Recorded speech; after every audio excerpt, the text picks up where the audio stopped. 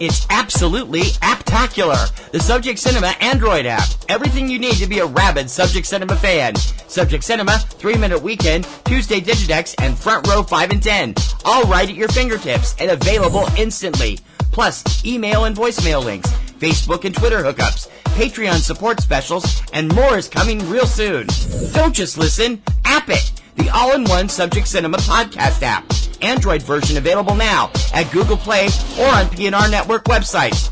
Amazon and iPhone apps coming soon. Don't delay. Download today. Blueberry. This podcast is a member of the Blueberry Network. Blueberry. No E's. That's Blueberry, BLUBRRY.com. Blueberry.com. This podcast is a proud member of the Lamb Podcasting Network. Find the network at largeassmovieblogs.com.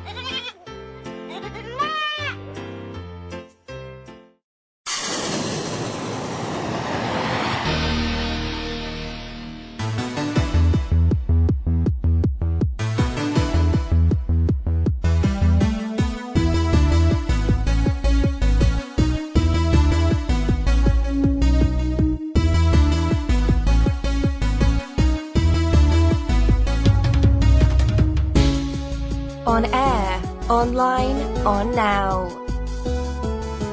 From the hub of the universe, Boston, Massachusetts, USA, this is Subject Cinema, with your hosts, T.C. Kirkham and Kim Brown.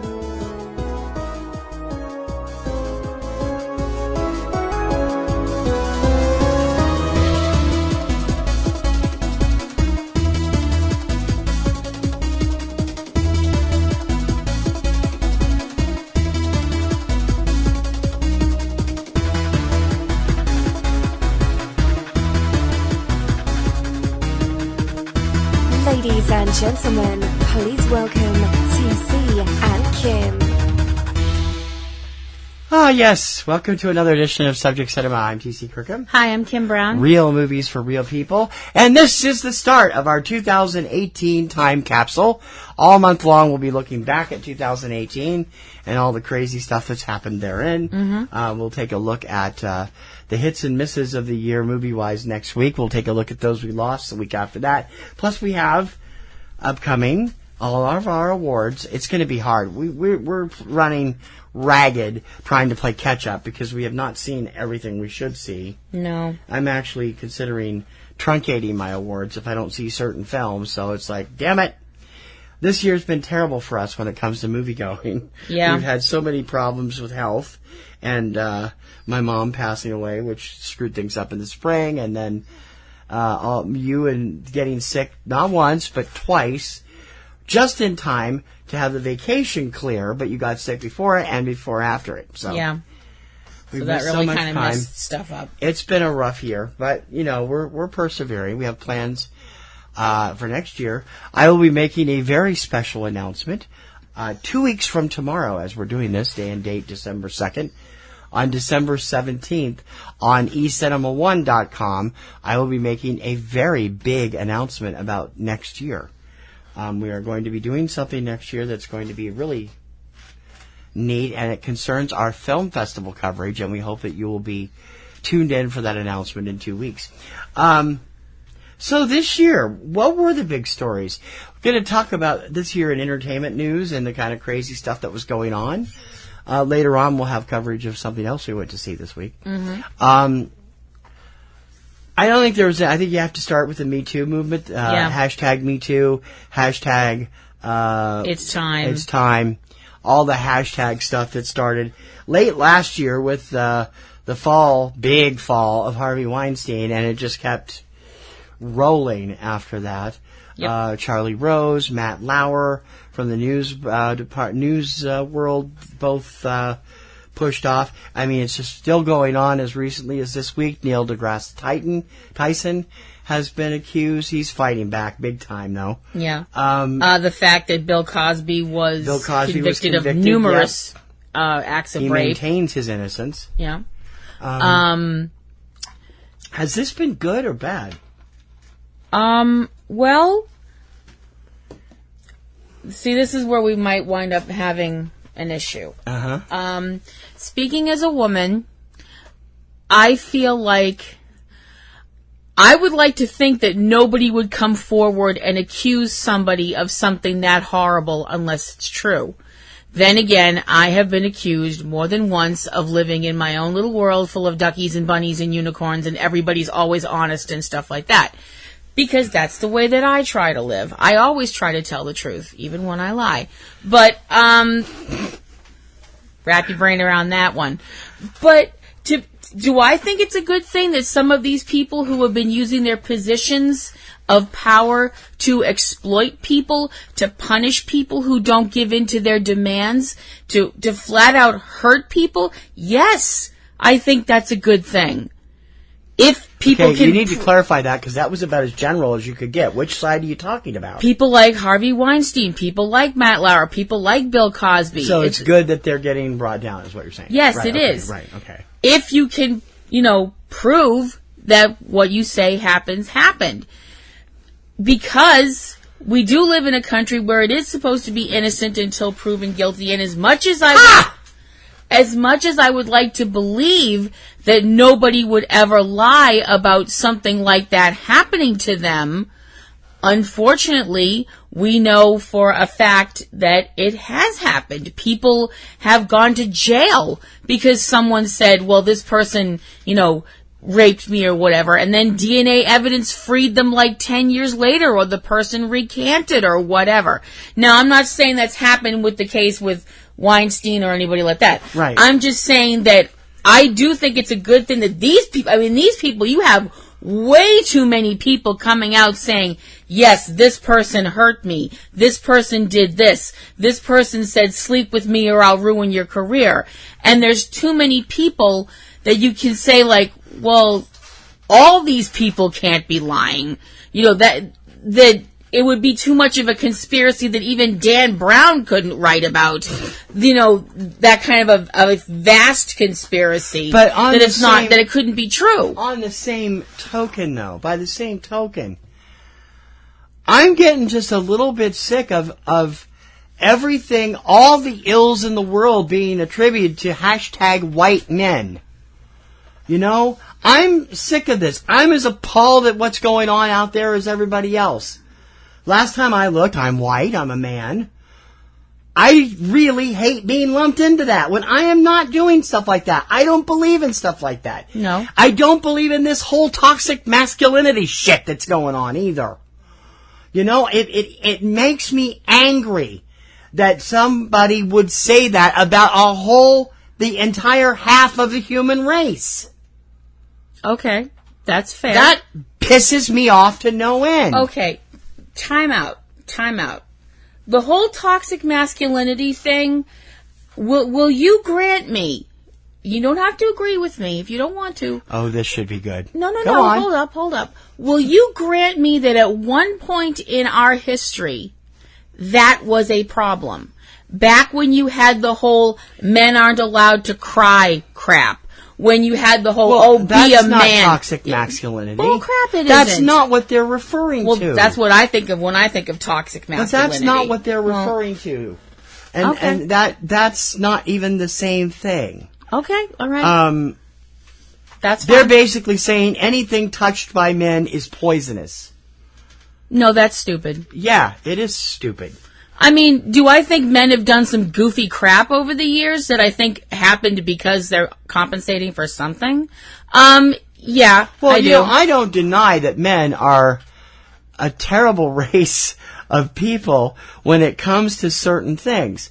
Why couldn't women vote until 1920? That makes no sense. I mean, men do their best to hold women down sometimes, certain classes of men. Particularly in the corporate world. Because they're intimidated. And the entertainment world. And yet, how long has Alan Alda been out there?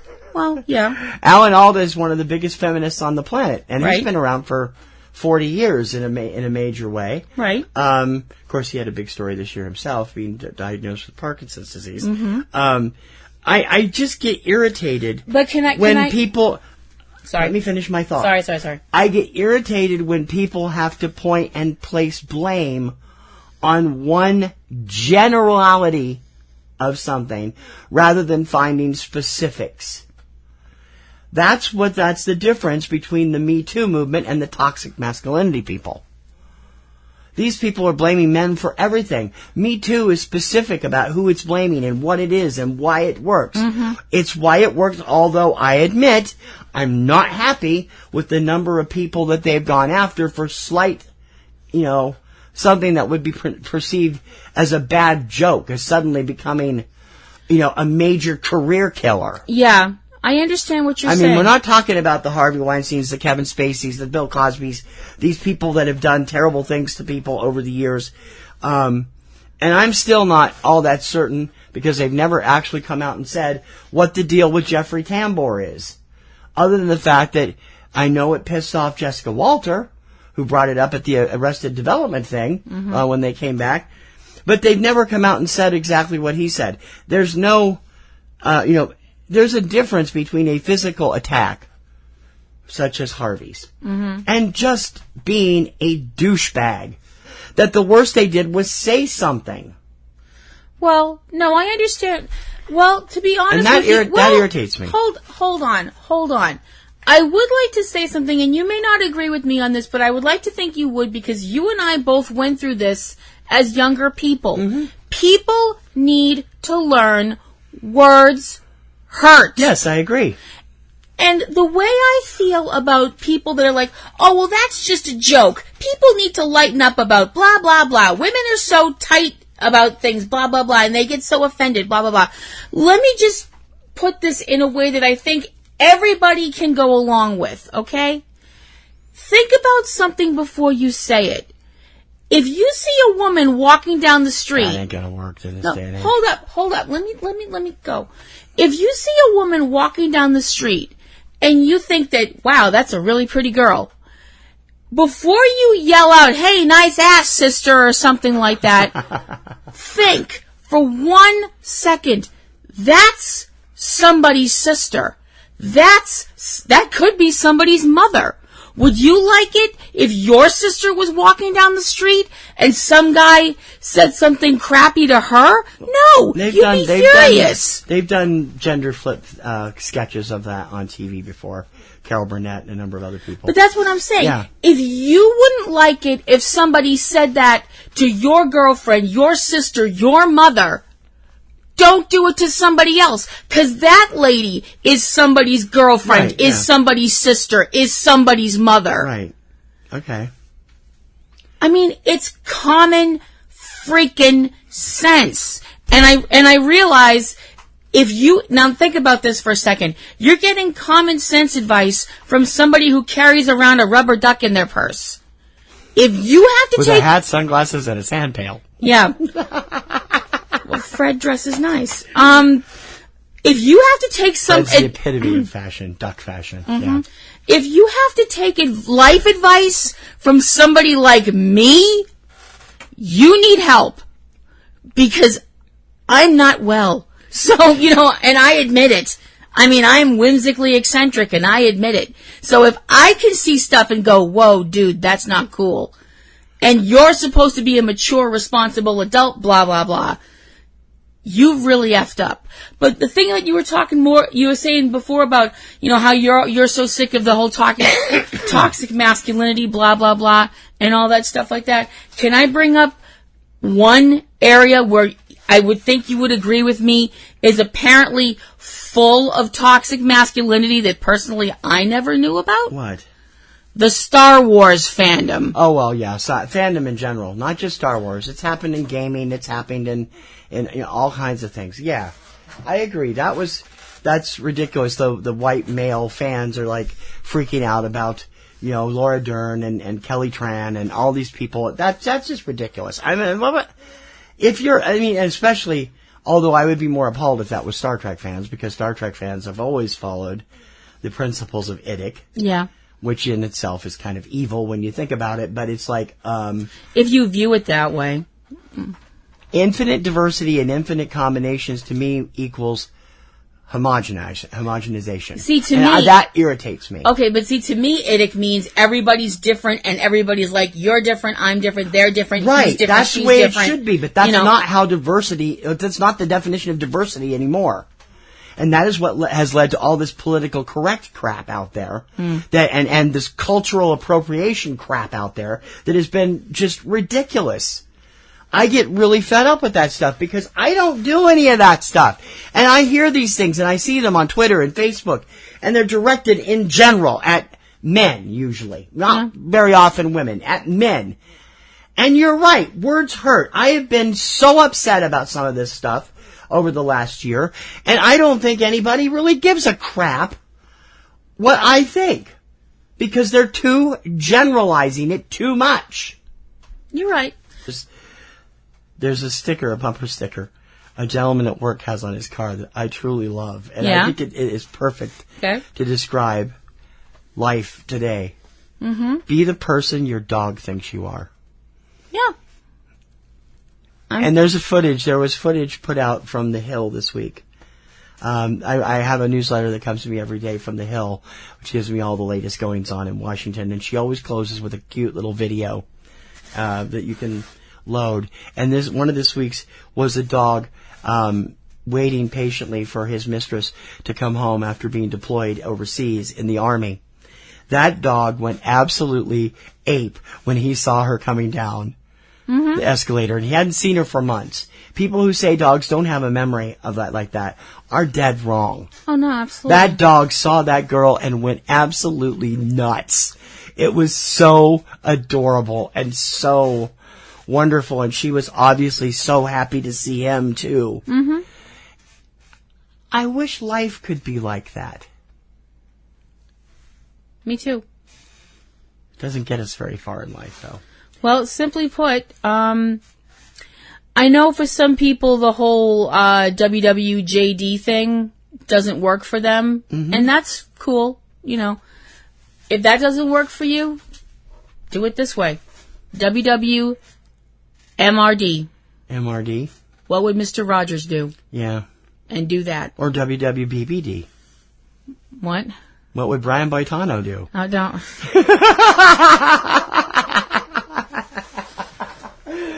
South Park reference, sorry. Okay, yeah. Okay, on to a more pleasant topic for this year. Mm-hmm. Marvel had a banner year at the box office. Yeah. Marvel, poor DC can't cut a break. Well, DC can't cut a break because they seem to be too busy cutting their own throats. Yeah, they do. Marvel had a banner year. Oh, yeah. Thanks to Infinity War, which was a monster hit at the box office. Part 1. No, it's not part 1. It's just Infinity War. The new movie's going to have an entirely new title. Yeah. So it's like, okay, it's the first half of that story, but it's still not going to have a part 1, part 2, they said. So Infinity War. This was a movie that pissed me off so bad at the end of it, and yet I do like it. And I got thinking about it later, and I was like, okay, this isn't terrible, but it seemed like a cop-out at the time. But, I mean, okay. You obviously got into it. I got into... See, that's the big difference between you and I when it comes to watching films, I think. And I don't know if this is a gender thing or if it's just a you and me thing. I think it's more just a you and me thing. Okay. Because you... This should be good, folks. No. Take notes here. There's going to be some interesting stuff. Hold up. No, I'm giving you a compliment here. Oh, okay. Out of the two of us, I think it would be fair to say, and if anybody has met the both of us, I think it would be fair to say. That would be our friends and our listeners, Darren from California. Yep. Out of the two of us, you are the more rational person. Out of the two of us, you are more okay. You are more rational than I am. You can be more, I don't want to use the word detached because that sounds like I'm being unkind, and I'm not trying to be unkind. I can do a critical job where you can't. Is that what you're saying? No, not well. Yeah, but not the way you're thinking. You can look at something and see the big picture. I tend to view things and see like one specific thing, or I tend to be more emotional. I tend to watch movies. I sit and bawl at movies all the time. You do. But granted, I'm not a total basket case like you were with Won't You Be My Neighbor, but still. Which I've now seen twice, so. Okay. That's not where I thought you were going to go, but that's okay. I thought you were going to bring up something else, but anyway. I could bring up The Dark Knight, but that's an entirely different type of emotion. Anyway. I tend to watch movies with my heart. You tend to watch movies with your brain. And I think that's not a bad thing. That isn't a bad thing. But that makes you able to step out of the movie for a second. I don't like that description. I know it's not a bad thing, but I don't like that description. That makes me sound like an egghead. And I don't mean it to. I don't mean, but I'm not meaning it that way. That makes me a film snob. No, I don't mean it that way. I really don't. I mean that I get so invested in a film sometimes, and I get swept away on at the risk of putting it in a melodramatic, purple prose sort of way. I get swept away on a river of emotion, and you're sitting there in a boat with an anchor.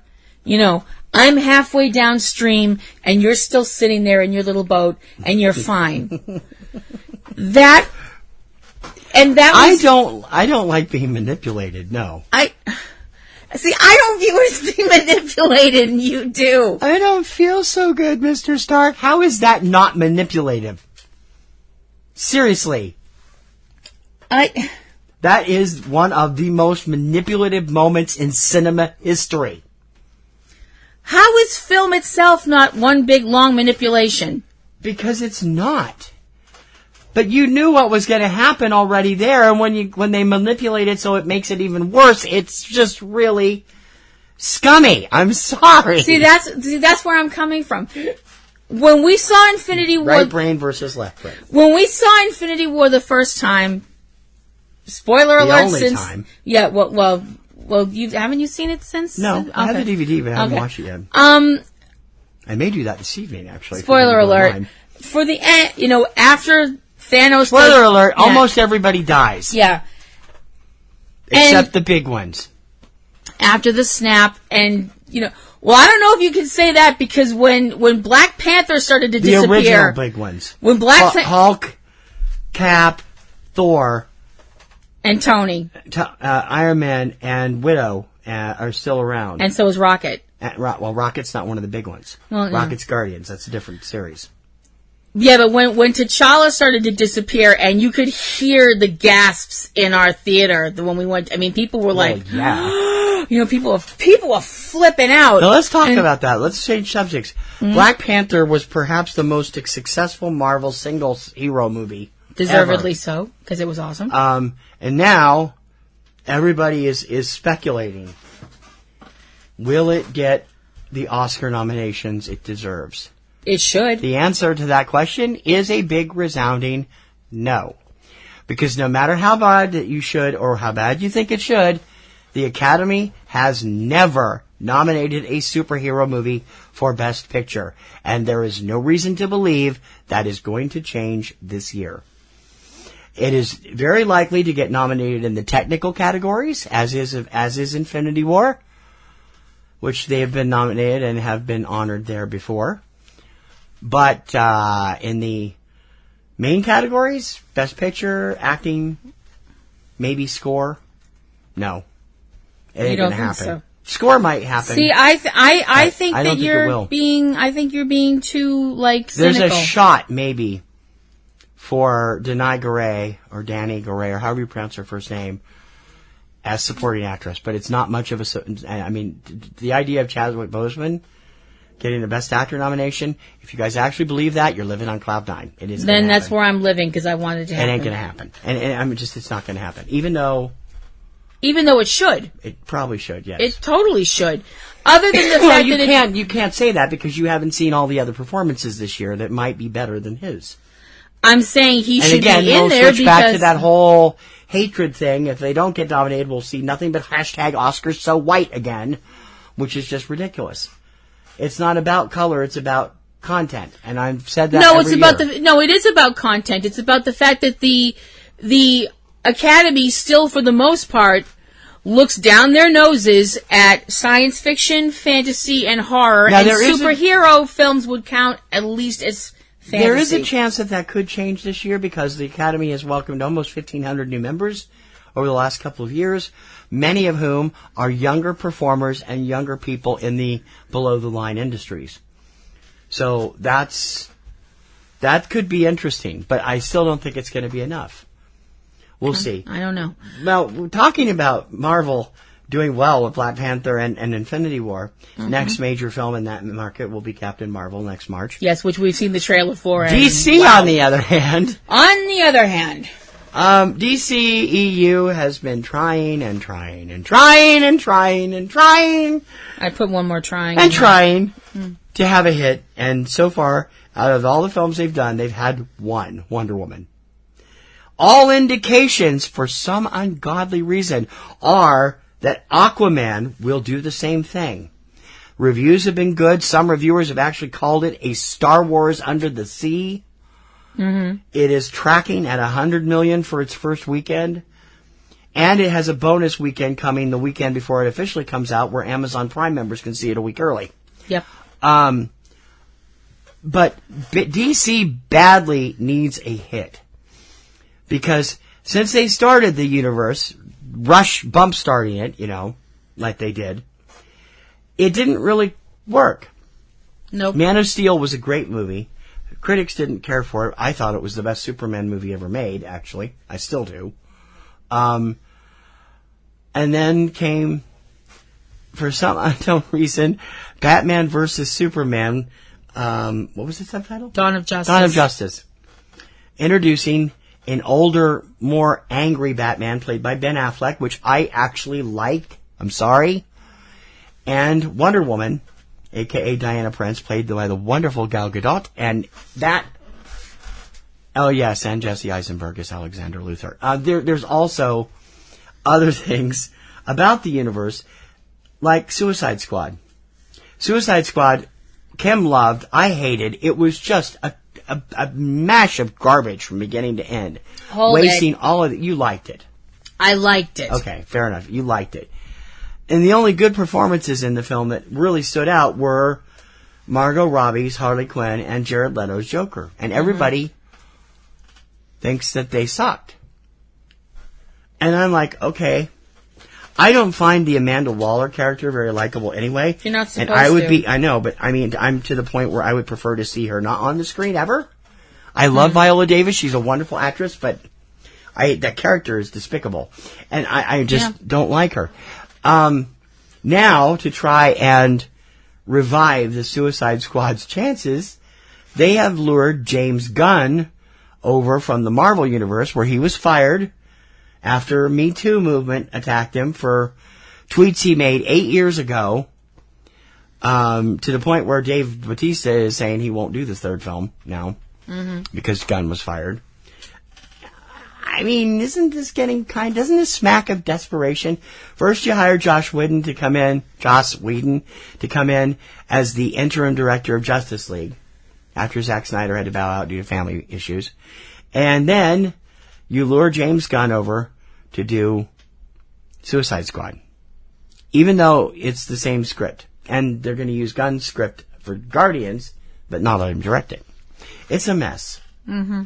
And we won't even talk about Flashpoint. Actually, no, we will. Flashpoint, Ezra Miller did an interview last week where he was talking intensely about Flash. The interview was supposed to be about Fantastic Beasts, and he got through that fine, where he plays Credence, what's his last name? Barebone? Credence Barebones in the Fantastic Beasts series. But he was talking about Flash, and he loves doing this character, and still says that they intend to do a kick-ass movie. I have seen no evidence of it actually getting off the ground, and now he is committed to filming Fantastic Beasts 3 before they even start Flashpoint. And yet it's the one logical place, because they can reset the entire universe using Flashpoint. if they want to. Yeah. But that would mean recast. And the sad thing is, when they reset it, it isn't going to mean anybody gets recast except maybe Ben Affleck. Right. And possibly Henry Cavill. Although Henry Cavill has said the rumors about Man of Steel and him are not true. That he's still very much a part of Man of Steel stuff. Mm-hmm. So, who knows? It's all ridiculous. It all I want is, is Ezra's movie. Come on! Give me Ezra's movie. I don't care about any of this other stuff. Aquaman looks fun, but I just haven't been able to get past Jason Momoa because I just think he's so against the comic type. Anthony Lamberti, who's a big fan of Aquaman, did not like the way he was played in the Justice League film, but likes Momoa. Yeah. Has met him at Comic-Con, I believe. And I like Jason, too. I think he's a great actor. And I love like him in Jason, different too. roles. But as far as Aquaman, you're going to have to convince me, and I can't wait to see the movie. See, my thing about Aquaman, my thing about the character of Aquaman, we're not even going to talk about Jason Momoa. We're not even going to touch on Jason Momoa. Well, at least they got him in the right costume in this movie. Although I'd really like to touch Jason Momoa. Even though apparently it's impossible to go number 1 or number 2 while you're wearing the costume. I don't want to hear Jason about Momoa last week. Yeah, anyway, moving on. What? The character of Aquaman, a lot of people are always like, oh, he's so lame, blah, blah, blah, lame powers, blah, blah, blah. To those people, I would like to bring up one little tiny thing. Aquaman's main power is that he can communicate with aquatic creatures, not just fish. Can I bring up people who are like, oh, he talks to fish. He can communicate with fish, yes. There are other things that live in the ocean that are not fish. That's an interesting question, though. You know. Can he communicate with mammals that live in the ocean? As far as I know, yes. So he can communicate with whales. Yep. And dolphins? Are dolphins mammals? Yeah.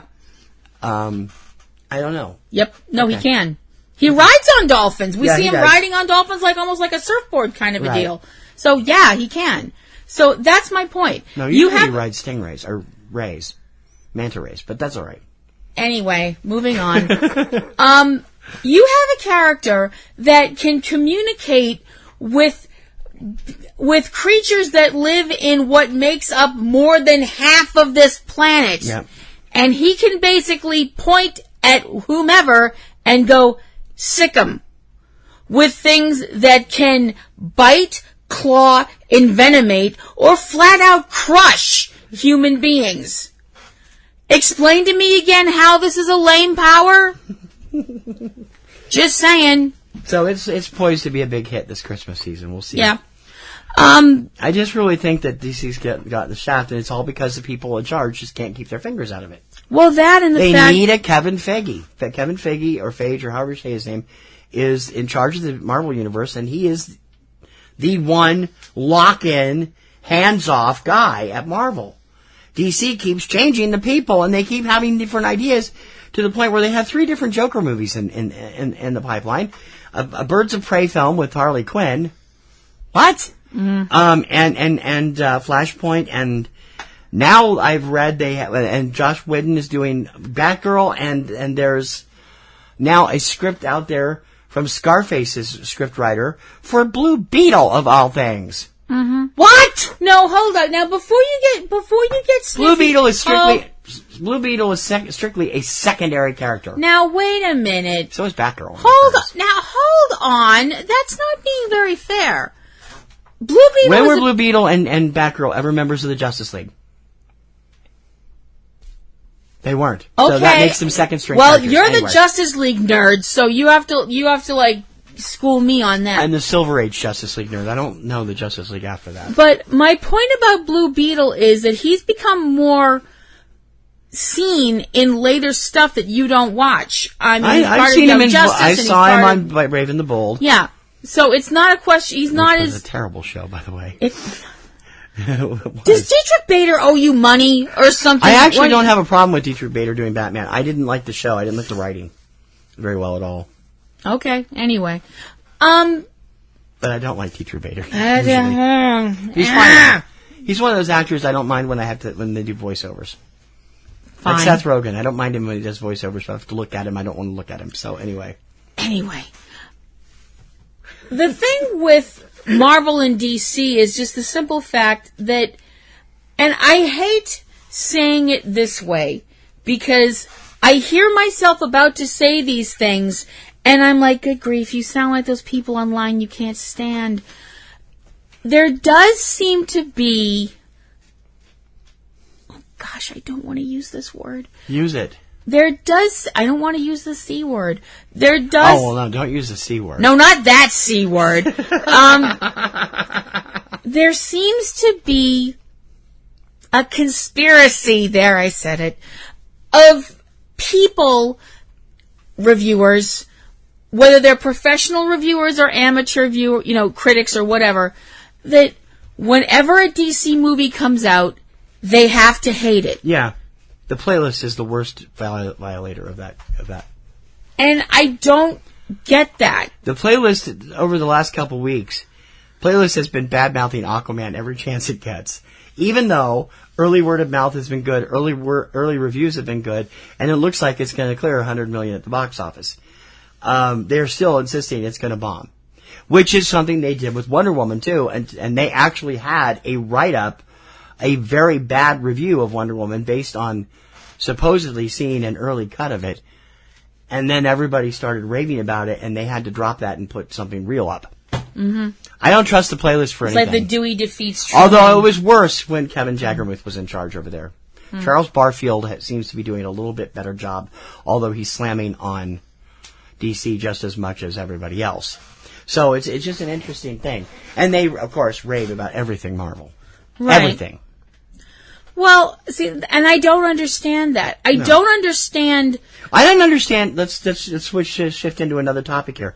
I don't understand why critics don't actually review the movies anymore. They review the situations. Say what?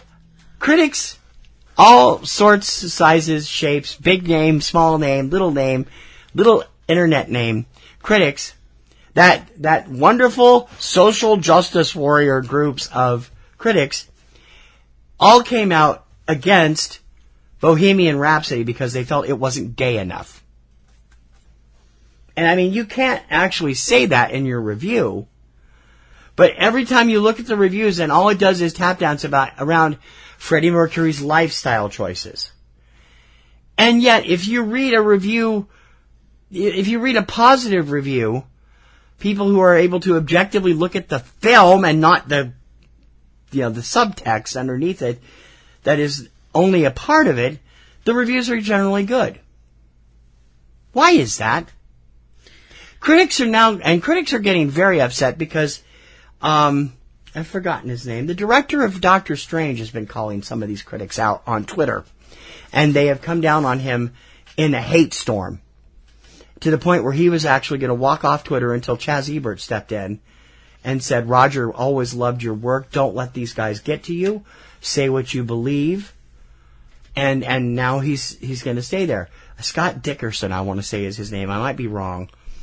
But he has had some choice words about the reviews, not just for Bohemian Rhapsody, but a couple of other films, calling out the reviewers for reviewing political correct situations in the movie that have nothing to do with the story, which is what every major reviewer online did.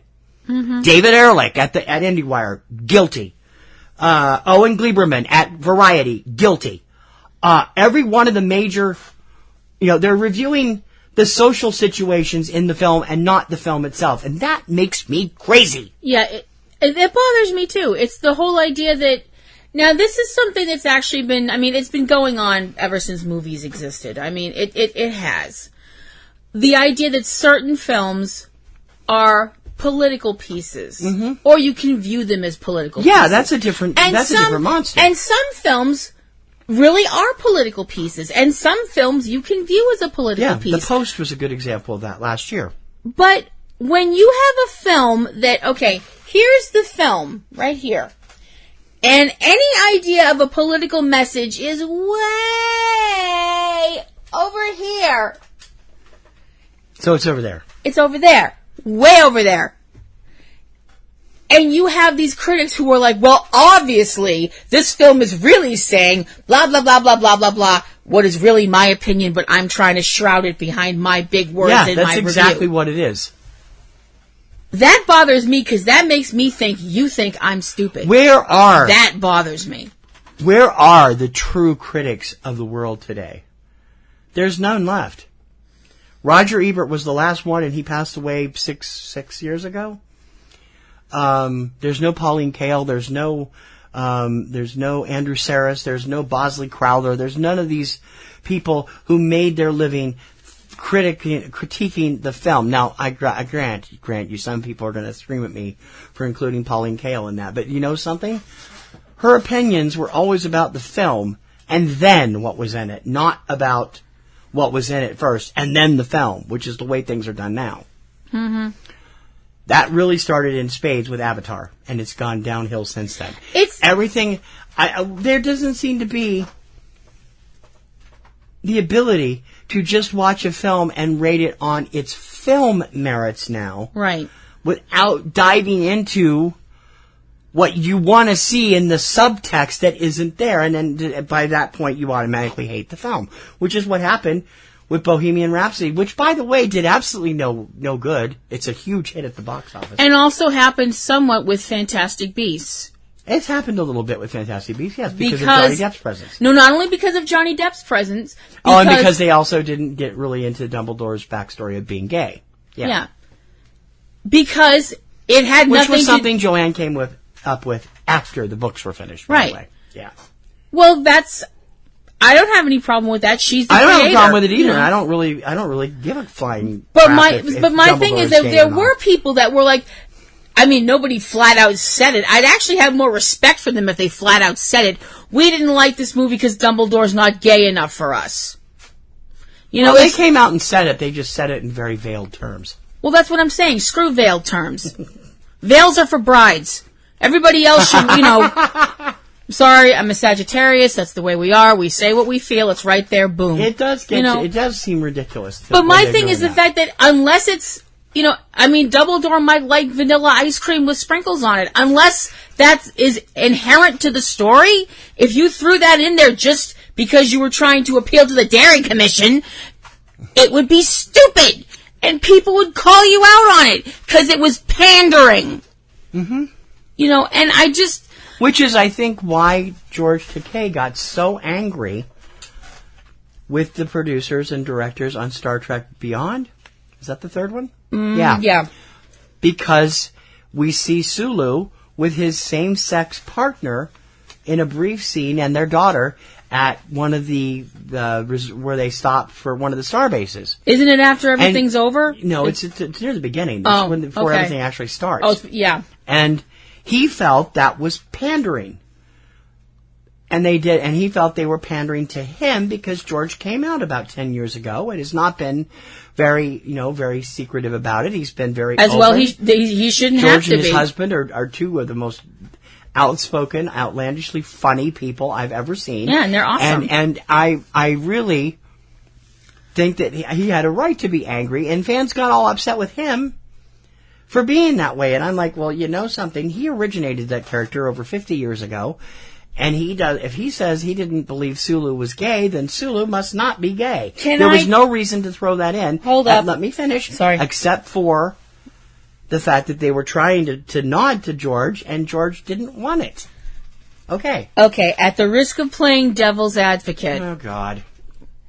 It's ironic when a Catholic plays devil's advocate, but anyway.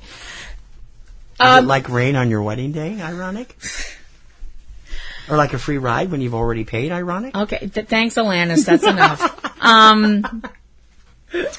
But when George was like, well, I didn't think of Sulu as being gay. Mm-hmm. That's fine. The thing is, that's George's Sulu from 1960 yes, I know that, forward. But you have to remember that once everything changed because of what happened with the whole time travel thing. Excuse it. Who says? It's the whole butterfly effect. But it still comes across as pandering. Well, I think they didn't need to go there. Would you think it came across as pandering if the person who had played the part previously hadn't been gay? Would you? And they all of a sudden decided this character was gay? Yes.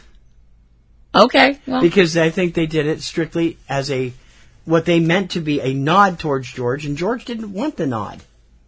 Okay. All right. In all fairness, fine. I mean, that's how I feel. And now we don't know if we're ever going to get another Star Trek movie ever we will, again. but not necessarily with the same cast and not necessarily with the current universe, but we'll see.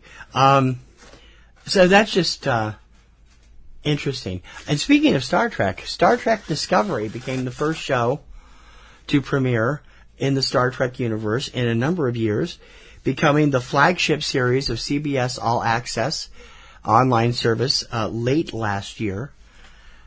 A lot of people seem to really like it, but I have to be honest, I have not seen any of it. I wanted to see the pilot, and it screwed up because of overruns on football. I didn't tape when CBS aired it. Yep. But from what I've seen, the biggest news it's actually made was that, oh God, they dropped the F-bomb. Yep. And I'm like, why did you feel you needed to do that, number one? And number two, why are you messing with canon? Yeah. See, that's the thing. I like to think that you and I, for the most part, I mean, although we are kind of wacky, kooky funsters when we're online and stuff like that, that we do have things that we care about, and we do have things that we're passionate about. And everything in life revolves back to Star Trek. Well, there's that. Yeah. But it's also the fact that you and I are basically like, I mean, canon is important in whatever you're into. If you don't have canon, you don't have a universe. You don't have a structure to the universe, and everything just flies off and is all crazy and stuff like that. Do I think canon can be tweaked with sometimes? Yeah. Yeah. Oh, I do too. Do I think you should run at canon with a sledgehammer and do a Triple H with it? No, I don't. And what this show has done, no. I'm sorry, no. Big fat honkin' no. It's for one specific character. Which is what? The character that is Sarek's foster child? Yeah, that's not the one I have the problem with. Okay. What's the one you have a problem with? Michelle Yeoh's character. Yes, okay. Michelle Yeoh's character. Not that we have a problem with Michelle Yeoh. No, I who love was Michelle awesome. Yeoh. You guys know that. Michelle Yeoh's character is a captain of a Starfleet vessel in a series that is set 10 years before the original Star Trek, where it was established that women could not become captains as yet. Now, why is that a big thing? It was a whole plot line in Turnabout Intruder, the final episode of the show. Mm-hmm. Janice Lester went nuts because women were not allowed to become captains. That's part of why she went nuts. But I mean, that was one of the big motivations for her to do that. Yeah, and she was also sick. Yeah, she was. Now, that has been rectified by the time Next Gen comes along, 85 years later, and it actually is brought up at some point in Next Gen, I forget where it is, when that was rectified by Picard or Riker, I forget which one, doing an aside throwaway. Well, I can't believe it took Starfleet that long to get rid of that rule. Was it an conspiracy? It was in one of the first or second season episodes. I think it was conspiracy. And I'm like, they actually acknowledge it. So this show is basically taking that canon and going, we don't want to listen to you. Yeah. Now let's be honest, and let's be honest with ourselves. I do have a problem with the other one too, but not as big. Because that's already been played with because of Cybok. Yeah. Let's just jump to let's stick with the captain thing for a second. We'll move on to the other thing in a minute. Mm-hmm. Now, let's be honest with ourselves. Let's all have a trust circle and be honest. Oh, God. Can we sing Kumbaya, too? Honestly. The reason that they did that back in the 60s, Star Trek had enough problems as it was. Yeah, they did. You know, because... Gene was always fighting with the censors. Because it was the 60s and people were ignorant back then. Yep. And I realized that just pissed off about half of the country below Connecticut. I'm sorry. But, you know, No, below Tennessee. Below Tennessee. Tennessee and below. No, below Tennessee. Tennessee had Nashville. They were pretty up there most of the time. When you had people losing their mind because a white man kissed a black woman, you know, and people... horrors. People made out like that was the end of civilization as we know it. You know that things were really friggin' backwards back then. And Gene, in his wisdom, knew that people at that time would not... No, let's fix that. Men at that time would not accept. No, I don't think that's fair. I think it's people in that area of the country, not just men. All right. People. Actually, we won't even say specific parts of the country because that's not fair. People in general, back then, would not have accepted the idea of a woman being the captain of a starship. They just wouldn't. Whether or not that's right or even palatable, which we all know it's not, that's immaterial. That's the way people thought back then. Right. And they were ignorant, and we're glad we've stepped out of our little caves and, started being more, accommodating. Right. No, my big problem was with, I'm sorry, I cannot think of the name of the character right off the top of my head. I'm looking it up right now as we're doing this. Lieutenant Burnham. Yep, okay. Lieutenant Burnham, who is somehow, she is Sarek and Amanda's foster daughter. Yes. And I know some people just went, what? And those people would include us. Because that was, like I said, this is one of those things. I don't have a problem with changing some things about canon because the times have changed and stuff like that. You're not changing stuff about canon, you're just adding to them. Yeah. This is more of an addition rather than a change. Yeah. One we didn't know anything about. Yeah. But it can be worked in. This is a young woman who was raised with Vulcan traditions and raised that way by Sarek of Vulcan, Spock's father. Now, up till this point, when this little nugget of information came out there, we all went, WTF. Yeah. It's like WTF about Sarek being married before Amanda and spawning Cybok from Star Trek V. Yes. And then Sarek getting married again after Amanda. But that became canon automatically because it was part of Next Gen. Yeah. And it makes sense that Sarek might get married again. It would make sense that he would get married again, but why he would marry an Earth woman again. No, but he apparently liked Earth women. He apparently did. But then that's fine.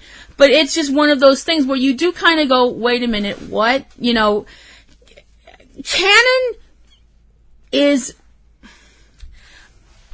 Canon should be malleable, I suppose. But not... As long as it doesn't destroy parts of the other canon. Yeah. Canon can be is malleable the way you pronounce it? Yeah, malleable. Malleable. Canon can... Flexible. Let's go with canon can be flexible. Because you can wind up coming up with a character that, is somebody's long-lost cousin, twin, identical, whatever. Soap operas do it all the time. Yeah, but soap operas also don't have... don't maintain a canon like that when you suddenly have a character who was 10 in Friday's episode and in Monday's episode he's 17. No, but apparently you can have canon get tweaked in a major way and not have people complain as much depending on what side of the pond you're on. Mm-hmm. And I'm speaking, of course, about the Doctor. Mm-hmm.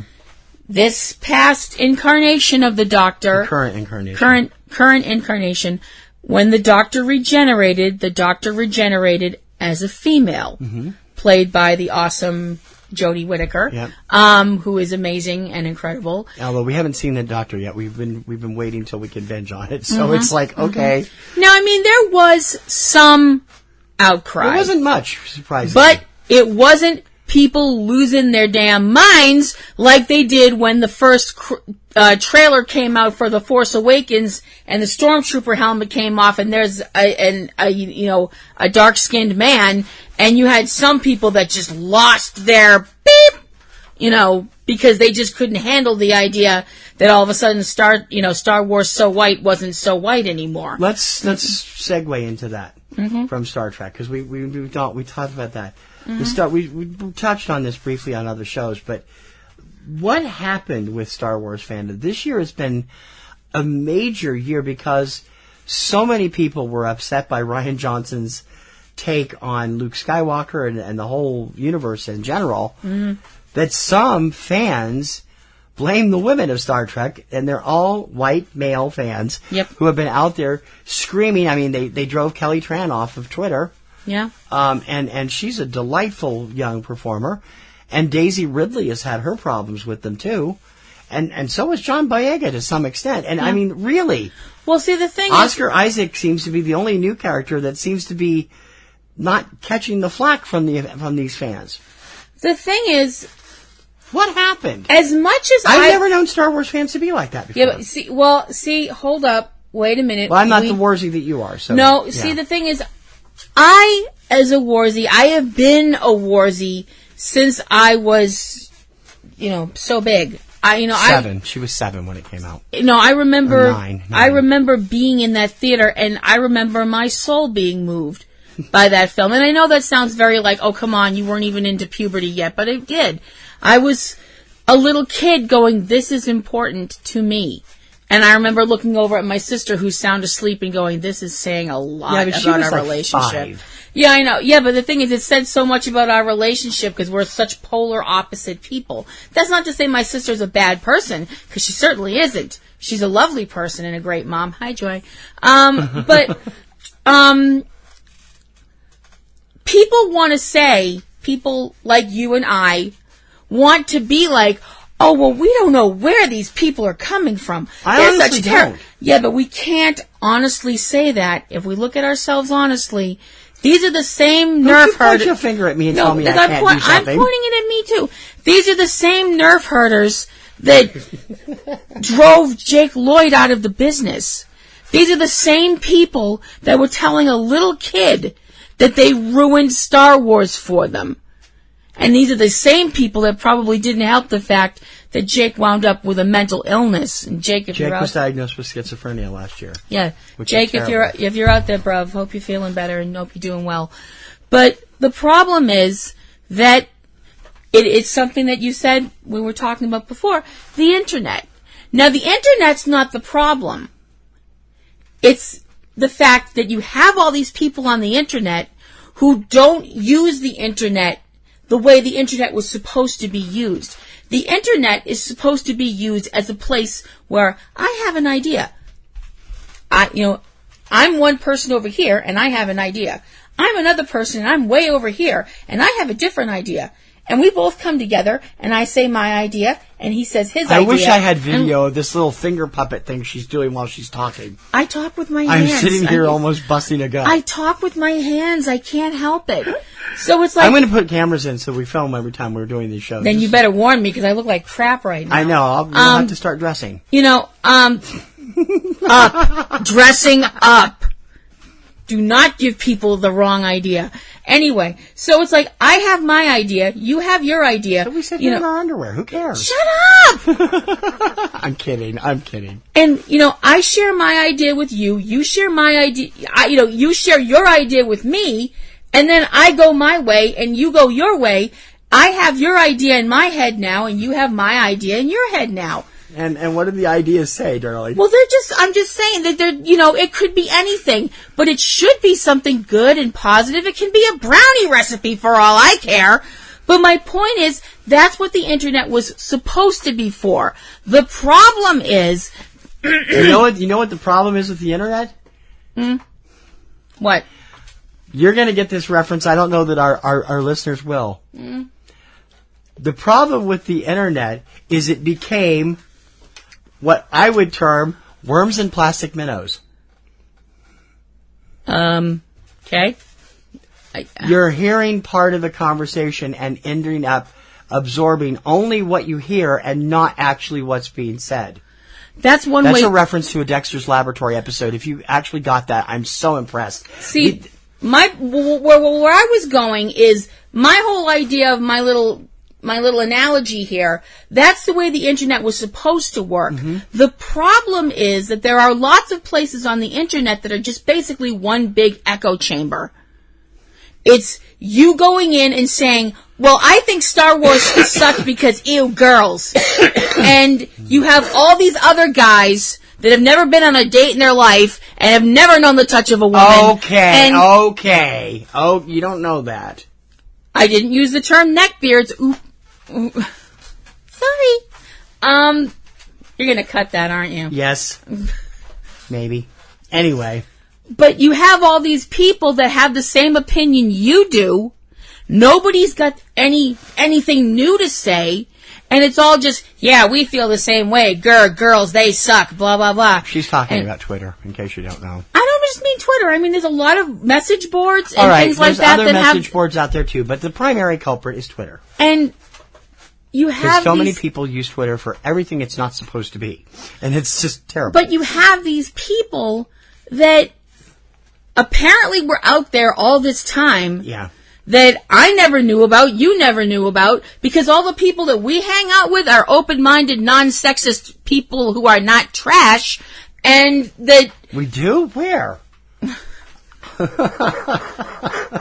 Anyway. That was not to imply that our friends are trash. No. Eric, Anthony, Stacy. No, none of them are trash. Some of them might...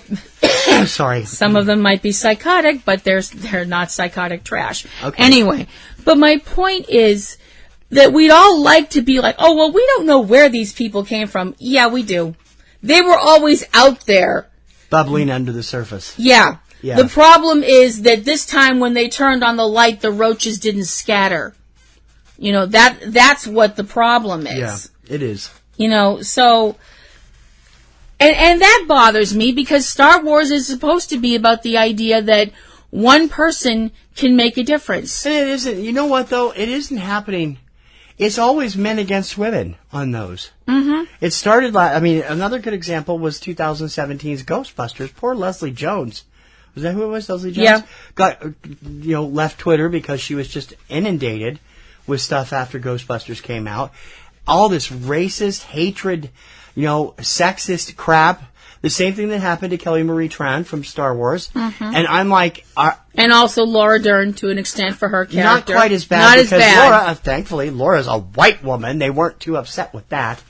Not as much. They were upset, but they weren't as upset as they were with Kelly because, right. Oh my gosh, she's a person of color and a woman, so we really have to be pissed off. Yeah. Which is so stupid.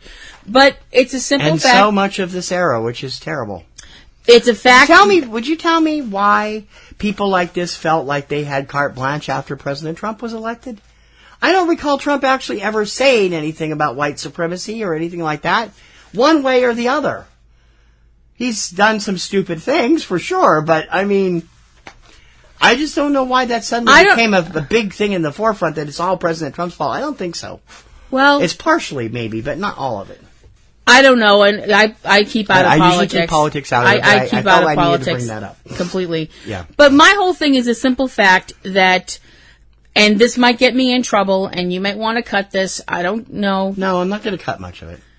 There are certain men out there who are intimidated by women in a powerful position. Oh, yeah, I agree and with that. from whatever reason that is, maybe because Mary Lou stood you up in 11th grade, maybe because mommy didn't hug you enough, maybe daddy put you in a dress when you were bad, or whatever. But, there are men out there who are intimidated by women, strong, powerful women, and they don't know how to deal with it. It's pretty pathetic when you're talking about the entertainment industry. That it took until the late 1970s for a woman to be ahead of the studio. Mm-hmm. Sherry Lansing at 20th Century Fox. And even then, no more until the early 90s. Now there's several that have been in and out as different studio heads or different film company heads. And that's fine. But, 77, I think, is when Sherry Lansing was confirmed as the head of 20th Century Fox. She was there for almost a decade. And it's like, before she went back out into independent producing, where she's given us Fatal Attraction and a number of other things. But it's like, 77? Really? I know. That seems really pathetic, because, that was the era of women's lib. Mm-hmm. And you would have thought it would have been a lot more effective. Well, and here we are in a country that still hasn't elected a woman president. No. Well, we live in a country where there's still this big wage gap between men and women. I saw that on the news this week, and I was like, what now? Yeah, that's disgusting. It was Jennifer Lawrence, God love her, and those around who have been stepping up for that and Frances McDormand have been stepping up for that in Hollywood. More power to them, because that's crap what they're getting. The whole thing with Michelle Williams and all the money in the world, where she got, what'd she get? $2,000 $20,000? Something Mark like that. Wahlberg got $7 million for reshoots, and she got $20,000. I know, it's not That's right. disgusting. It's not right. It's unfortunately that there, I think we have hit a point though in time, and that's one good thing you can say about the internet, that people are able to get out there and give a voice to people that didn't have a voice before. Yeah. And that's a good thing. If it affects change. If it's just people complaining about stuff and everybody being like, what are you going to do?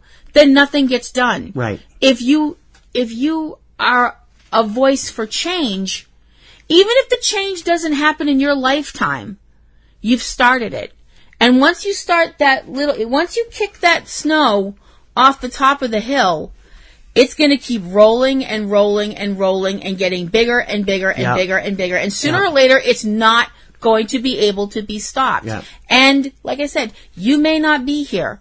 The people who get the benefit of the change might be your children or even your children's children, but somebody's going to benefit from it.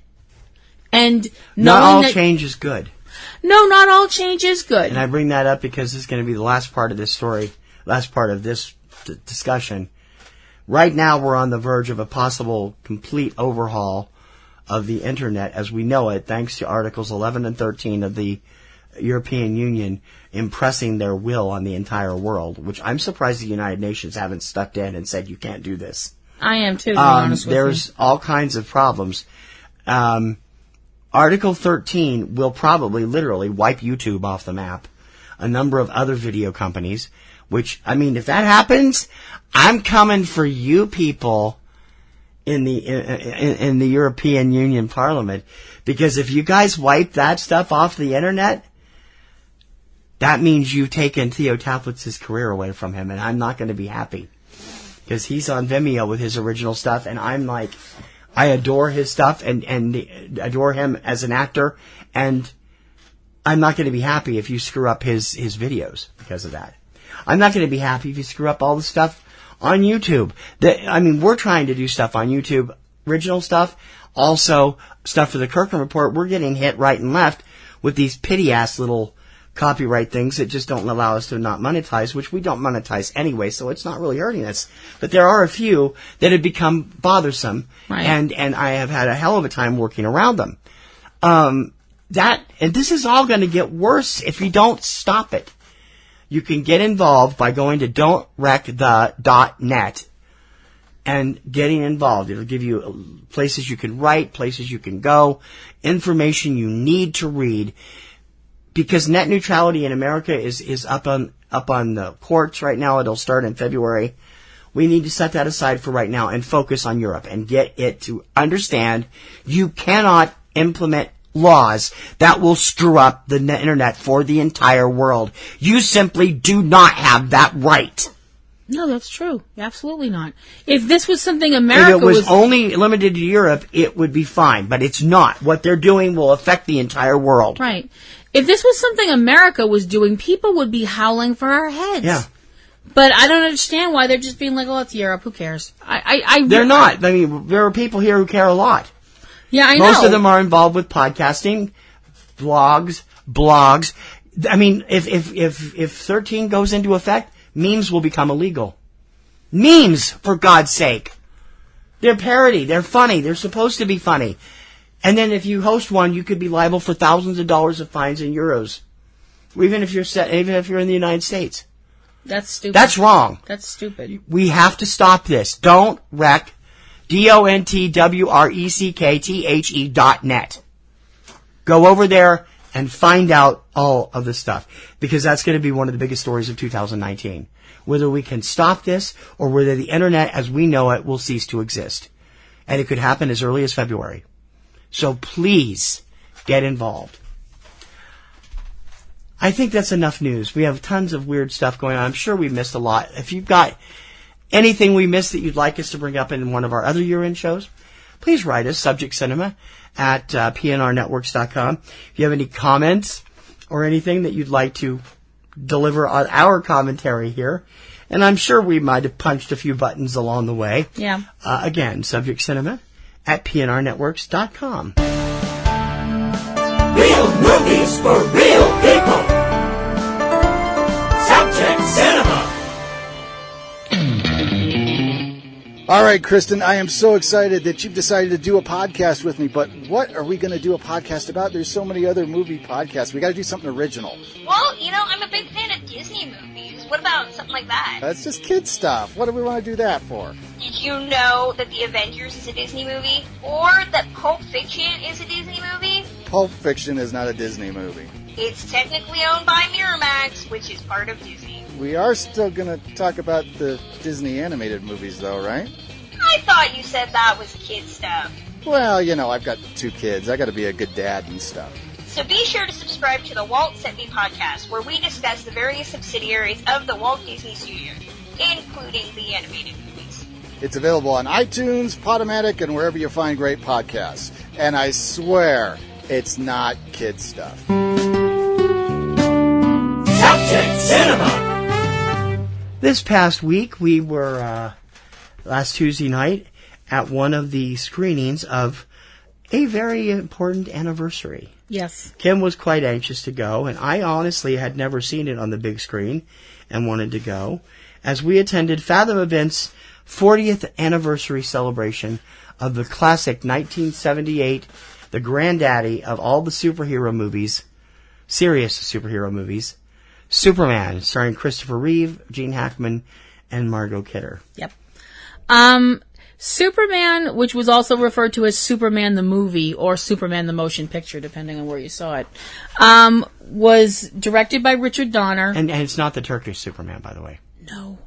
That would come out about a year later.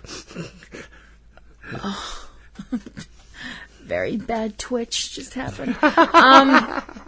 Superman the movie is basically, for those of you who are living in a cave or are Amish, was the story, it was Superman's origin story, the whole, the destruction of Krypton, his coming to Earth, growing up as Clark Kent in Kansas, his leaving Kansas to go to Metropolis, and his tanglings with the nefarious Lex Luthor, who has a land grab scheme going involving the San Andreas Fault and some nuclear warheads. Somebody's compensating for something. I remember going to see this movie. This is going to date me very badly. This is going to really date me for anyone in Massachusetts. I went to see this movie with my sister, back when you could drop your kids off at a movie theater by themselves. And we went to see this at one of the theater up in Danvers that was near the Liberty Tree Mall on that side of the street, not the one across the street up the way a little bit. General Cinema. The General Cinema, yeah. And I just remember sitting there, and I had, by then I was becoming a comics fan slowly. It was kind of creeping into my life at a The time it came out, you had just turned 10, so that's understandable. Mm-hmm. And, I knew who Superman was. I had, watched Super Friends on TV. I remember seeing the adventures of Superman on, in reruns on, syndicated channels and things. And I knew about comic books, and, like I said, it was starting to creep into my life and sink its papery claws into me. But I remember sitting there as, a 10-year-old girl and watching this film literally kind of unfold in front of me, and it really did feel like you were watching a comic book come to life. And I don't mean that in a snarky, ironic kind of way. I mean, it had that sense of wonder and amazement and hope that the character of Superman is supposed to embody. Mm-hmm. I loved this movie when I was 10. 10 is in the rearview mirror and going the other way very quickly. Let's see. She was 10. The movie just finished its 40th anniversary. You do the math. Anyway. You're despicable. I love this movie just as much now as I did back then. Mm-hmm. It holds up very well. It holds up very well, and this sounds like a weird way to put it. It's a very magical experience. I didn't watch this film. Yes, magical as in at least 4 times, maybe 5. I am a woman. I have needs. Don't judge me. Yeah, but that turns you into Lois Lane. You don't like that character. No. It just means that I'm a woman. I have needs. I have 2 working eyes and a heartbeat. Okay. So, fine. and possibly a slight superhero hang-up. But anyway. Slight. Please, slight. Very slight. The only hang-up at worst is supernatural. Very, very slight. Uh-huh. Well, what did you think of it? Well, I enjoyed it. I didn't see it in the theater. I actually saw Superman 2 before I saw Superman. I saw Superman because that's 2. not confusing. Well, I didn't. They said it wasn't necessary, and it really wasn't, except for the very beginning. It would have helped. It would have helped, which I didn't like, by the way. And then I saw it on video, and I liked it, but it wasn't the same as it was seeing it on the big screen, which was a hell of a lot of fun. It's a great film. It was a really well done tribute of that sort. It only got greenlit when it did because of the success of Wonder Woman and the Incredible Hulk on television, and it did very well at the box office when it came out. Christopher Reeve is fantastic. He's the perfect personification of that era's Man of Steel. Yeah, I Henry think so. Cavill fits well for the current era's Man of Steel. Yeah. And I think that there's something to be said in everybody that was in that film.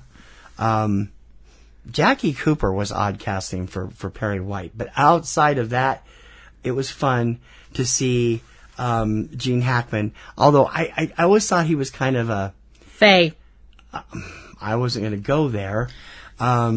He's not the Luthor that they've portrayed in the comics or the television shows. No. Cartoons.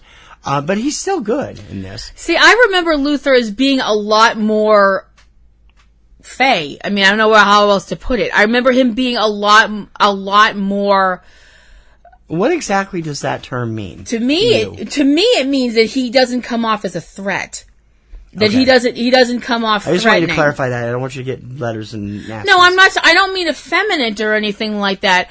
I just think he didn't come off. He doesn't come across as effective. Okay.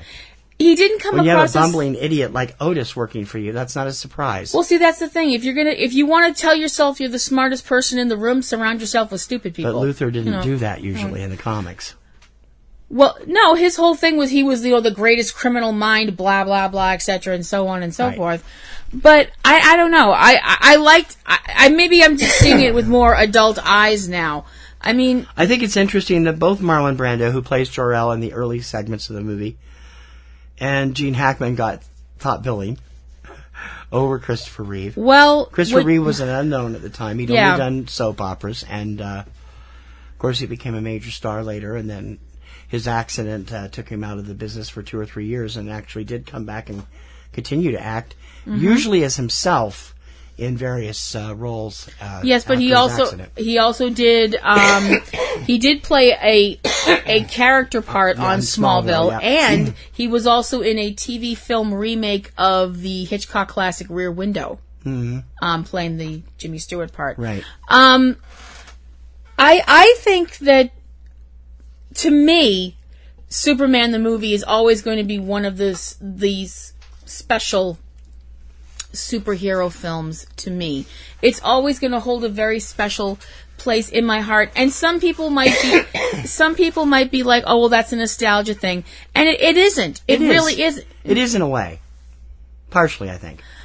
Partially, maybe, but not completely. It's not it was so much easier back then. Yeah. It was a more innocent time, blah, blah. That's not where I'm coming from. I'm thinking it's a damn good movie. It is. And it's also just a simple fact that maybe it was a more innocent time in the fact that you have a character like this that shows up and everybody's like, wow, it's a flying man and he's an alien. How cool is that? And now as opposed to Man of Steel, where it's like, he's an alien, what does he really want here? He's an alien, shoot him! I don't know. Maybe we've become more cynical as a society, I don't know. Maybe. Can I also say that Amy Adams is a far superior Lois Lane than Margot Kidder? Well. I like Margot in this movie, she's fun, but it's like, It's sad to think that on its 40th anniversary, we've lost the two big stars of this film. Yeah. Plus Marlon Brando years ago. Yep. Margot just passed away last year. Christopher died a few years ago. Yeah. And it's a shame that that was the thing this, that, I mean, and I know some people might be like, well, you're a big friggin' marshmallow, and I am. That was the thing that, I mean, we're sitting there and we're watching the end of the film, and there's... Waterworks came on. Yeah, it's just not fair. I burst into tears, because it isn't fair. No. And it's just the cosmic unfairness of it all. And I realize that some people are going to be like, life's unfair, Kim, get used to it. But... she's talking about me. I didn't say you. No, but I have always said that. You have. Yes. And you're more than willing to piss on my parade sometimes. But it's just... I'm trying to be a realist. I know. But it isn't fair. And the fact that it does... I mean, there's a reason that the saying, only the good die young, exists. And I think Christopher Reeve is proof of that. Does that apply to TV shows, too? How do you mean? Only the good die young. If you talk to Firefly fans, maybe that is hard to say. If you talk to devotees of Firefly, they definitely agree with you. Yeah, but what about something like Rubik the Amazing Cube? I did say good. I said only the good die Rubik young. was the first cartoon to feature a Hispanic family in the lead. Fine. You can knock it all you want to because it's a terrible show, but it was the first to ever... It's fun. It's a terrible fun show, but I thought you were going to say Sheep in the Big City, and then I was really going to slag on you. No, Sheep in the Big City was a masterpiece, and nobody ever really understands it because it was just too hip for the room. Oh, I'm sorry. You're the only tortured genius that gets it. You and Mo Willems. Now, look, I can bring on the ranting Swede if you want to. Anyway, we both had a lot of fun at the Superman anniversary. If you haven't seen it recently, rent it. It's a really great film, and we know you'll like it. And better yet, play a comparison and contrast. Watch Superman the movie and Man of Steel back to back. Yeah. And see what you think. Because I've never been a huge fan of the Superman character. Never been a fan of the movies till I really sat down and watched this the other day. Mm-hmm. Until Man of Steel came along, which I loved. And it was like, wow. So it's an interesting contrast. Mm-hmm. T.C. Kirkham and Kim Brown. Subject Cinema. And now, the ranting Swede. No, I'm just kidding. We got to get out of here. Next week, we will take a look at the specific movies across the board this year. Some that were explosively huge, some which were explosively bombs, and talk about the indie scene as well as we get into things, as we continue our year-end stuff here on Subject Cinema. I did want to bring up one little thing. We will be covering these as we go along. You'll want to watch eCinemaOne.com all month long. In addition to the Sundance and Slamdance titles, which will be posted tomorrow. They were released last week. We will also be posting the Critics Awards and stuff as they are announced, the nominations for the awards in some cases. Excuse me. But we did get John Waters' annual list of his top 10 films this year. The courtesy of IndieWire this afternoon. And as usual, his tastes are very eclectic. Some of them you've heard of, some of them you've never heard of. And his top 10 for this year is as follows. Number 10, Permanent Green Light. I'm not familiar with that. Number 9, Let It Fall, Los Angeles, 1982-1992. That's a documentary. Number 8, Sawyer's Point. Number 7, Custody, which is on my must-see list. It's a French drama that got raves earlier this year. Number 6, The Green Fog, which was co-directed by Guy Maddin, Evan Johnson, and Galen Johnson. So that probably should be on our list too, because we love Guy Maddin most of the time. Number 5, Blind Spotting. Number 4, Mom and Dad. Number 3, Nico, 1988, which got terrible reviews when it came out, if I remember right. Number 2, American Animals, which was the movie that was supposed to put MoviePass on top. We didn't even talk about MoviePass in our news thing. And number 1, Jeanette, the Childhood of Joan of Arc, which I've never heard of. No, not at all. John's full explanations for these are, as always, over on Art Forum. He publishes it there every year, and I will try to put a link to the article up in the website. Also, this year, if you missed it earlier, from our coverage on eCinemaOne. Roma won Best Picture from the New York Film Critics Circle. Green Book from the National Board of Review, and The Writer from the Gotham Awards, all of which happened this last year. Of course, The Writer is a tiny little film from director Chloe Zhao, who's now getting ready to do The Eternals for Marvel. Rave reviews when it came out. It actually was up for Spirit Awards last year because it was on the festival circuit. National Board of Review, Green Book is now in wide release with Viggo Mortensen and Mahershala Ali. And Roma, Alfonso Cuarón's love letter to his childhood in Mexico, currently in theaters, will be on Netflix in, I believe, a week from Tuesday, if I'm not mistaken. It's 2 weeks, giving it 2 weeks in theaters before it hits Netflix. So you can definitely take a look at it and see it. We have to watch all of those yet. So Yeah. Anyway, don't forget, we got all kinds of stuff happening here all the time. Not just Subject Cinema, but also 3 Minute Weekend and Tuesday Digidex every Tuesday and Friday with the newest releases on home video on Tuesday and theaters on Friday. Kim has Platinum Rose's Garden, her supernatural show, on usually on the weekends, usually Sunday, sometimes Saturday, and Ring Around the Rosie every other Wednesday at the way it's been lately. And that's her wrestling show. Catastrophe Vortex, my disaster movie show, will return in January with all new episodes, new format, everything else. Sorry for taking so long. Anthony Lamberti is up every week with his Aunt B's Comic Grotto over at Aunt B's Nerd Grotto over at comicgrotto.com and on YouTube. And Eric Lyon and Valerie Lyon and family are over there with Cavebabble at cavebabble.com. I think that's hitting everything we got. We have several new shows coming to Patreon in January. Stay tuned for more information. We're waiting until January to launch those because of all the year-end stuff. Yeah. And, of course, don't forget to check out our 2 original productions, Manhattan Hammerdown, As It Happened, and War of the Worlds 2018. Both are available on YouTube. You can get Manhattan Hammerdown at manhattanhammerdown.com also. Is that everything? I think that's it. Alrighty, let's fly on out of here then. Tweet, tweet, tweet, tweet, tweet.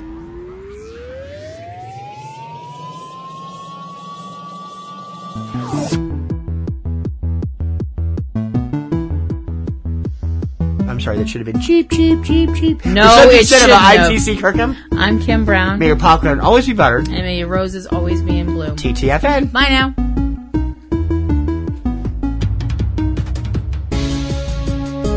You have been listening to Subject Cinema with hosts T.C. Kirkham and Kim Brown.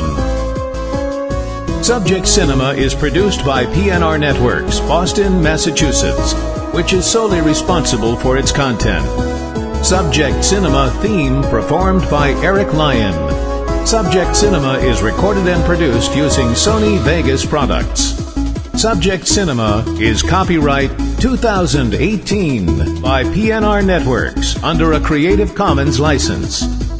Check out a new episode of Subject Cinema every weekend. Until next time, this is Bob Taylor for Subject Cinema, and we'll see you at the movies. That's all.